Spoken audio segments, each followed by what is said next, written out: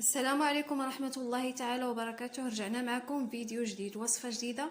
نتمنى ان شاء الله الفيديو يلقاكم في احسن الاحوال. وصفتنا اليوم ان شاء الله في اطار تحضيرات هادو اللي كنحضروا لعيد الاضحى ان شاء الله.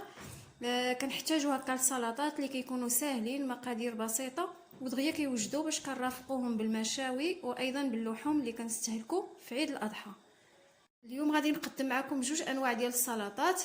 غادي نقدم معكم المقادير ديال الاولى. عندي هنايا بطاطا مسلوقه، كتاخذوا العدد اللي بغيتو. انا درت جوج حبات كبار. عندي بيض مسلوق، علبه ديال الطون ديال الزيت اللي صفيتها مزيان من الزيت.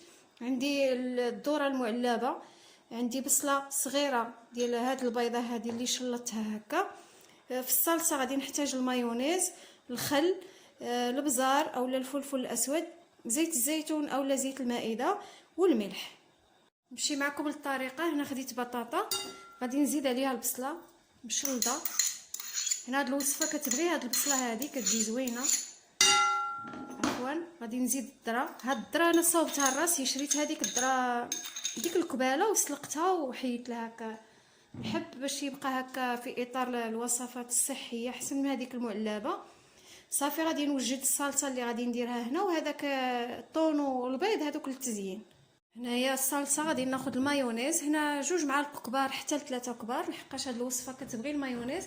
هنا راني سالقه البطاطا بالملحه، وايضا الذره فيها الملحه. غادي نزيد غير شويه ديال الفلفل الاسود، واحد راس معلقه ديال الفلفل الاسود، ما نكتروش. وغادي نديرو الخل الابيض واحد المعلقه كبيره، والزيت الزيتون الا ما كانش كنديروا زيت المائده. غادي ندير 2 معالق كبار، وغادي نخلط مزيان هاد الصلصه هذه.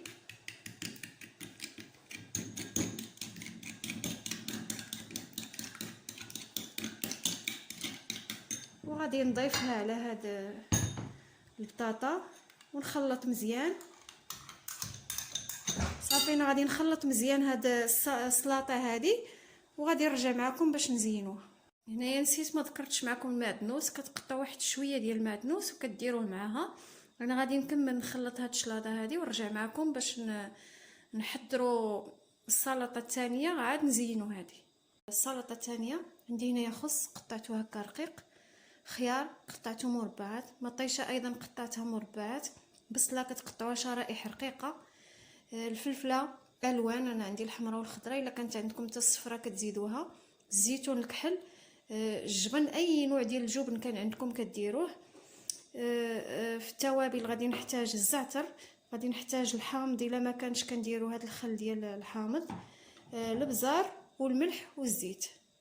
من الطريقه كناخذوا الخس هكا في واحد الاناء، نديروا عليه الخيار، مطيشه، فلفل الوان، هنا الا كان حتى الاصفر كنضيفوه، الجبن، زيتون اسود، البصله.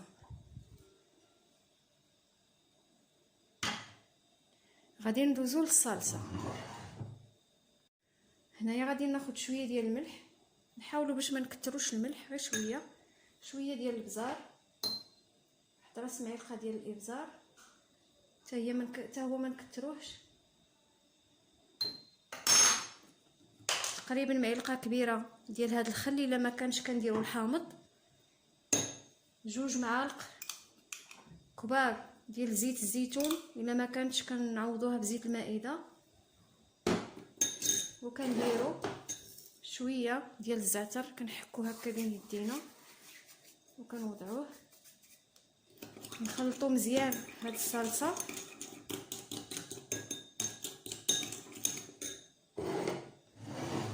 وغادي نوضعوها على السلطه ديالنا.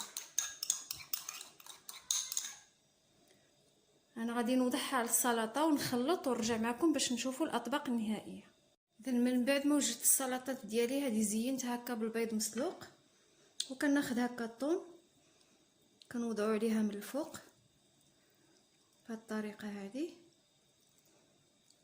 راه كيجيو زوينين بزاف وصحيين، هكا نرافقوا بهم الاطباق ديالنا ديال اللحم. باش نستافدوا هكا من الخضره. وهذا السلطات اللي كيكون فيهم هكا البيض والطون هكا والخضره راه كتعجب حتى الوليدات الصغار كياكلوهم. وهادو هما الاطباق ديالي، هادو هما السلطات ديالي. نتمنى ان شاء الله يعجبوكم وتجربوهم بهذه الطريقه ويروقوكم، ونخليكم فيديو اخر ان شاء الله. مع السلامه.